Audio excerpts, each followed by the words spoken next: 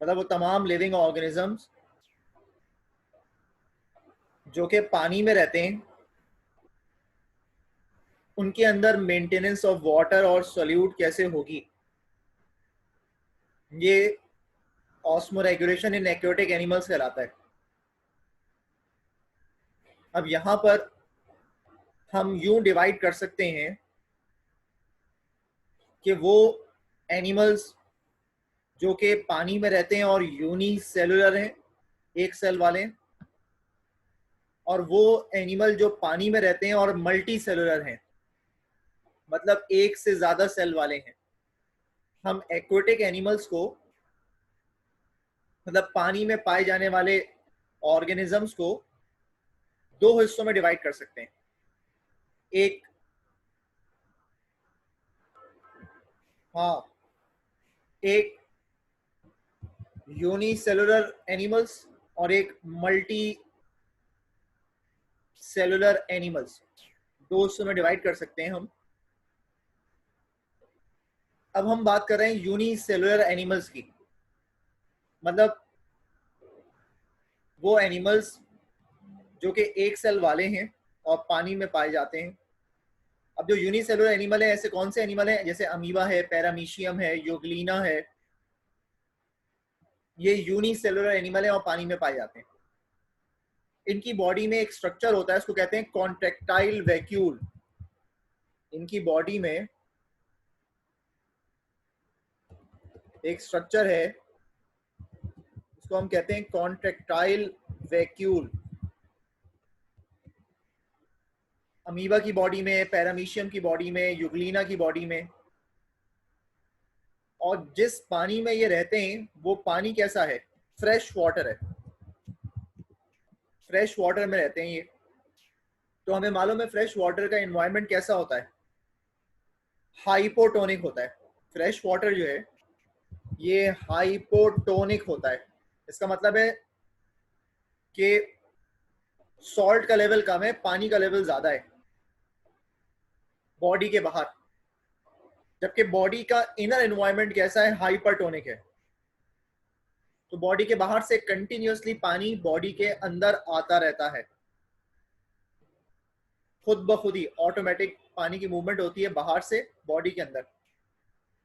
अब जब बॉडी, ये सारा का सारा पानी जो है भर जाता है बॉडी के अंदर, तो इनमें जो कॉन्ट्रेक्टाइल वैक्यूल होते हैं, इनमें जो कॉन्ट्रेक्टाइल वैक्यूल होते हैं वो भी फिल हो जाते हैं इस पानी से। और जैसे ही कॉन्ट्रेक्टाइल वैक्यूल कॉन्ट्रैक्ट करते हैं तो ये एक्स्ट्रा अमाउंट ऑफ वाटर को पंप कर देते हैं, बॉडी से बाहर निकाल देते हैं। तो ये कंटिन्यूअसली फिल हो रहे हैं कॉन्ट्रेक्टाइल वैक्यूल और कॉन्ट्रैक्ट कर रहे हैं ताकि एक्स्ट्रा वाटर को बॉडी से बाहर निकाल दिया जाए। अगर ये काम करना छोड़ देंगे कॉन्ट्रेक्टाइल वैक्यूल, तो एक वक्त ऐसा आएगा कि बॉडी में कंटिन्यू अपटेक ऑफ वाटर होने की वजह से बॉडी ही रप्चर हो जाएगी, बॉडी बस्ट हो जाएगी। इसका मतलब है कि अमीबा और पैरामीशियम के अंदर ऑस्मो रेगुलेशन वाला काम, यानी कि मेंटेन कराने वाला काम वाटर का और सॉल्यूट के लेवल का, ये कॉन्ट्रेक्टाइल वैक्यूल करते हैं ये काम। इसके अलावा ये तो बात करी हमने यूनिसेलुलर एनिमल की जो फ्रेश वाटर में पाए जाते हैं। इसी तरह से मल्टी सेलुलर एनिमल्स की बात करें आप, तो बेटे मल्टी सेलुलर एनिमल्स के अंदर फिशेज आ जाती हैं।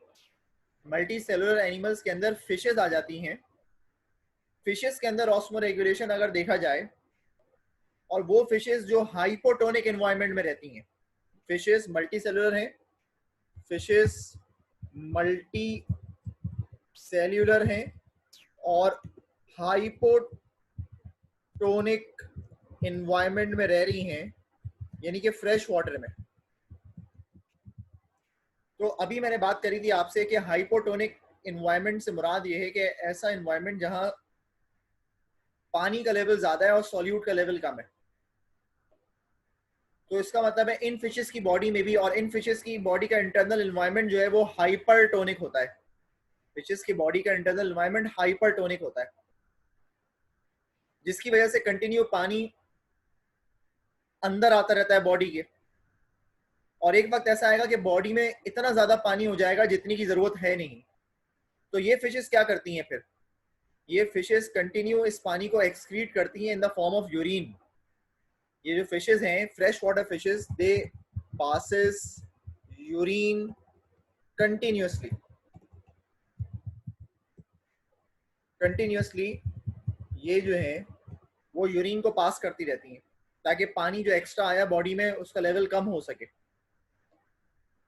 अब इस तरह यूरिन को कंटिन्यू पास करने की वजह से एक वक्त ऐसा आएगा कि बॉडी में जो असेंशियल मिनरल और आइंस हैं उसकी भी कमी हो जाएगी। बॉडी में आइंस और मिनरल्स का लेवल कम हो जाएगा, क्योंकि जब यूरिन पास करते हैं तो उसके साथ पानी जाता है और पानी में ही तो आइंस और मिनरल्स होते हैं, तो बॉडी में आइंस और मिनरल्स का लेवल कम हो जाएगा। अब इस चीज को कैसे कंपनसेट करें? ये जो आइंस और मिनरल्स का लेवल कम हो गया बॉडी में, इसके लेवल को कैसे कंपनसेट किया जाए? तो इन फिशेस के पास गिल्स होते हैं।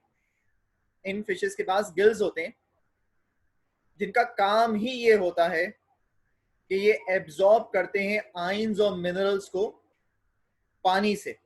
सेलेक्टिव रीएब्जॉर्प्शन कराते हैं गिल्स।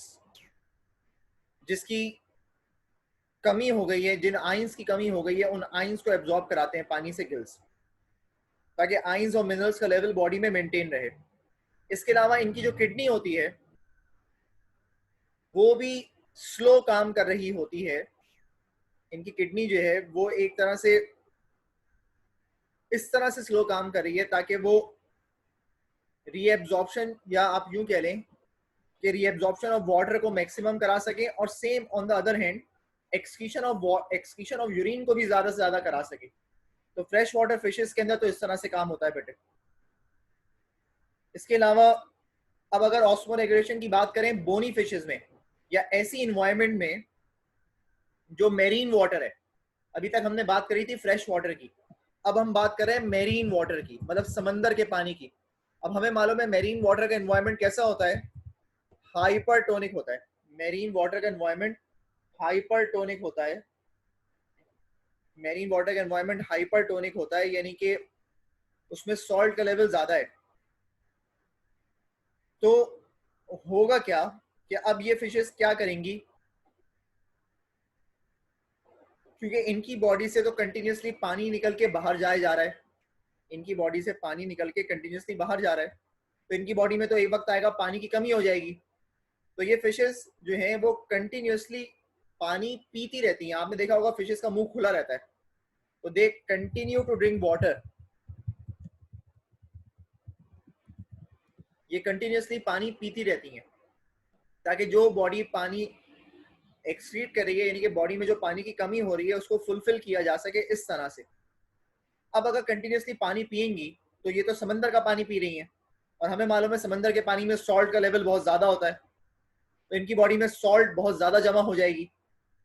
ये एक और प्रॉब्लम जनरेट हो गई इनकी बॉडी में। तो अब इस प्रॉब्लम को कैसे खत्म किया जाए? ये फिशेस क्या करती हैं, इन फिशेस के पास भी ग्लैंड्स होते हैं प्लांट्स की तरह, जिनको कहते हैं सॉल्ट ग्लैंड्स। जो सॉल्ट ग्लैंड्स एक्सक्रीट कराते हैं एक्स्ट्रा सॉल्ट को। इसके अलावा इन फिशेस के अंदर गिल्स ये काम कर रहे होते हैं कि वो एक्स्ट्रा सॉल्ट को एक्सक्रीट करने में मदद दे रहे होते हैं। इसके अलावा ये जो फिशेस हैं इनके अंदर भी इनकी जो किडनी है उसका जो फिल्ट्रेशन रेट है वो बहुत स्लो होता है। वो इसलिए स्लो होता है ताकि यूरिन कम बने, क्योंकि वैसे ही बॉडी में जो पानी आ रहा है उसमें सॉल्ट है और सॉल्ट को एक्सक्रीट करके बाहर फेंक रहे हैं, और अगर यूरिन भी ज्यादा प्रोड्यूस होने लग जाएगा तो पानी और बाहर निकल जाएगा, यानी कि बॉडी में और पानी की कमी हो जाएगी। तो इनमें इनकी किडनी का फिल्ट्रेशन रेट भी कम होता है। इसके अलावा इनके गिल्स में सॉल्ट ग्लैंड्स होते हैं जो एक्सक्रीट कर रहे होते हैं सॉल्ट को, और ये कंटिन्यूसली पानी पी रही होती हैं, बोनी फिशेस जो समंदरों में रहती हैं। इसके अलावा शार्क और रेज जो हैं वो भी मेरीन वाटर में पाई जाती हैं। ये कार्टिलेजिनस फिशेज हैं। शार्क और रे कार्टिलेजिनस फिशेज हैं, मतलब इसमें कार्टिलेज होती है। ये क्या करती हैं, यानी कि बोनी फिशेस क्या करती हैं, ये एक एक्सक्रीटरी मटेरियल है, उसका नाम है यूरिया। ये यूरिया को स्टोर कर लेती है अपनी बॉडी में, और यूरिया के स्टोर करने की वजह से इनके बॉडी का इनर एनवायरनमेंट कैसा हो जाता है, हाइपरटोनिक हो जाता है। और जब इनका इनर एनवायरनमेंट हाइपरटोनिक हो जाएगा तो बॉडी के बाहर से पानी आएगा बॉडी के अंदर, बजाय इस चीज के कि बॉडी के अंदर से पानी निकल के बाहर जाए। इसके अलावा इन फिशेस के पास ग्लैंड्स होते हैं इनके रेक्टम में, जो रिमूव कर रहे होते हैं एक्सेस अमाउंट ऑफ सॉल्ट को बॉडी से बाहर। यानी कि शार्क और रेस के रेक्टम में ग्लैंड्स होते हैं जो एक्सक्रीशन ऑफ सॉल्ट में मदद करते हैं। इसके अलावा ये यूरिया स्टोर करती हैं अपनी बॉडी के अंदर, ताकि बॉडी का इनर एनवायरनमेंट हाइपरटोनिक रहे, जिसकी वजह से बॉडी के बाहर से कंटिन्यूसली पानी बॉडी के अंदर आता रहे। तो यहाँ तक की जो बात थी बेटे, ये हमने ऑस्मो रेगुलेशन पढ़ा इन एक्वेटिक एनिमल्स।